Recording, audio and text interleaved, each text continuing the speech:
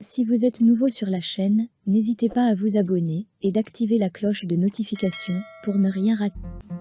L'oncle d'Andrés arrive au cabinet. Horacio est reconnaissant envers son assistant pour lui avoir emmené un client. L'homme estime que ce serait mieux que Manuela soit présente. Il l'appelle donc pour qu'elle vienne. Mais elle lui informe du problème qui est survenu. En effet, la date et le lieu de la réunion ont été changés. Le pire est que ça se passera désormais chez Martin. Andrés, qui a écouté la conversation, propose d'envoyer un tableau à Martin, histoire de s'excuser du désagrément causé il y a quelques jours. Horacio apprend qu'Andrés a fait ses recherches et est au courant de tout. Manuela passe l'info à Topo et Angèle, qui trouvent l'idée géniale. Mais le problème de qui ira placer le tableau chez Martin se pose. Andrés se propose d'aller chez Martin. Horacio et lui vont aller chez Angèle pour en parler. Un des hauts cadres de l'entreprise se rend chez Virginia pour lui faire le compte rendu de ce qui s'est passé avec Martin. L'homme lui informe que 22 personnes importantes du groupe ont démissionné.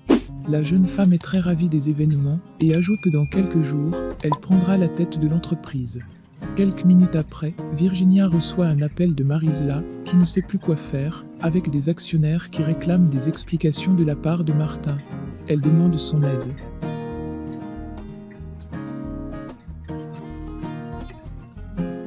Au même moment, Topo aide Angèle à modifier le tableau, afin d'y insérer la caméra et le micro. Pendant ce temps, Manuela demande l'aide d'Osvaldo. En fait, elle voudrait qu'il approuve l'opération qu'ils veulent mener.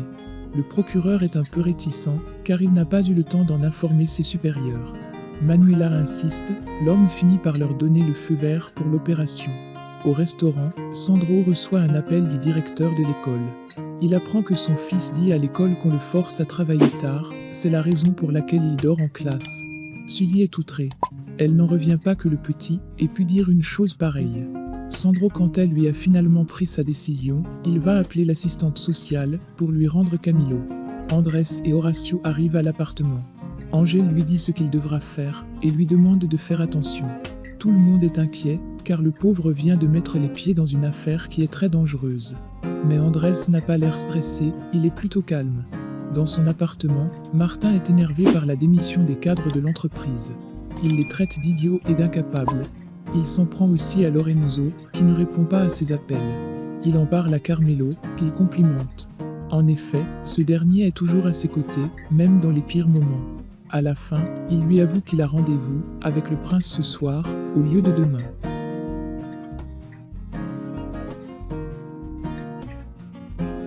Sandro discute avec Camilo de ses bêtises. Il lui demande ce qu'il veut vraiment. Le petit lui répond qu'il ne sait pas. L'homme lui dit alors qu'il est obligé de le renvoyer à l'orphelinat afin qu'il soit placé dans une autre famille. Suzy, qui assiste à la scène, est triste pour son mari. Elle voit la tristesse dans ses yeux. Au commissariat, l'inspecteur Cordoba fait venir Uribe dans la salle pour l'interroger à nouveau. Tout de suite, l'homme corrompu s'agite. Sa nervosité commence à le trahir. Cordoba lui demande ce qu'il faisait la nuit de l'agression de Soto. L'homme raconte la même histoire. C'est alors que ceux qui l'interrogent se demandent où est passé Romero.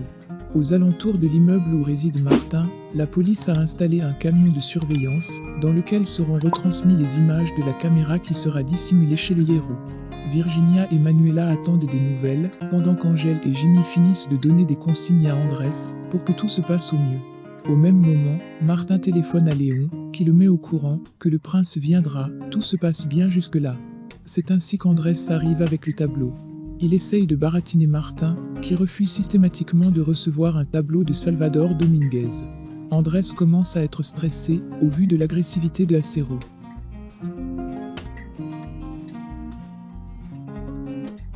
À l'extérieur, Mejía s'excuse auprès de Jimmy pour ne pas l'avoir cru et de s'être fait berner. Cardona aussi s'excuse, car il n'a pas été réglo à bien des égards. Les deux officiers se réconcilient. Dans l'appartement d'Acero, Andrés ne lâche pas l'affaire, il est décidé à accomplir sa mission. De ce fait, il devient très insistant et cherche le meilleur endroit pour le tableau d'Angèle. Lassé, Martin laisse faire, puis demande à l'homme de partir, en lui criant dessus.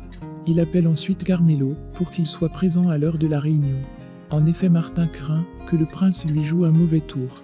Toujours au restaurant, Sandro a décidé de ne pas prendre Camilo chez lui. Il a appelé l'assistante sociale. L'homme est très triste de devoir se séparer de son fils. Suzy, quant à elle, a peur de le regretter. Elle dit à son mari que s'il lui demande de faire des efforts supplémentaires, elle le fera. En bas de l'immeuble, Angèle vient voir Manuela et Horacio pour leur dire qu'ils peuvent rentrer et attendre tranquillement l'évolution de la situation. Mais ils préfèrent attendre dans la voiture, histoire d'être les premiers au courant de l'évolution de la soirée. Diablo n'a pas d'autre choix que de les laisser.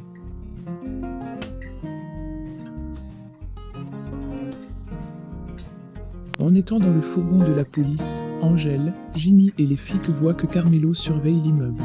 Ils sont contrariés par sa présence. En effet, il pourrait remarquer leur planque et prévenir son patron. Plus tard dans la soirée, le prince arrive chez Martin. Tout le monde le voit, le suspense est à son comble. Manuela est angoissée, car la moindre erreur peut faire tout foirer. Le prince entre dans l'appartement et est un peu contrarié, car Martin a changé la date et le lieu de la rencontre à la dernière minute. Le héros calme la situation. Les deux criminels commencent la conversation, jusqu'au moment où le prince remarque le tableau d'Angèle. En effet, il est un collectionneur d'art qui cherchait à se procurer un tableau de Salvador Dominguez. Martin lui en fera cadeau. La réunion commence entre le prince, Martin. Léon également est présent. À un moment des négociations, le prince évoque un informateur qui lui a permis de sauver sa marchandise. Chose qui attire la curiosité de Martin, qui va le questionner à ce sujet. Pendant ce temps, Jimmy et Mike, qui regardent la réunion via la caméra du tableau, craignent que le prince prononce son nom. La tension est à son comble.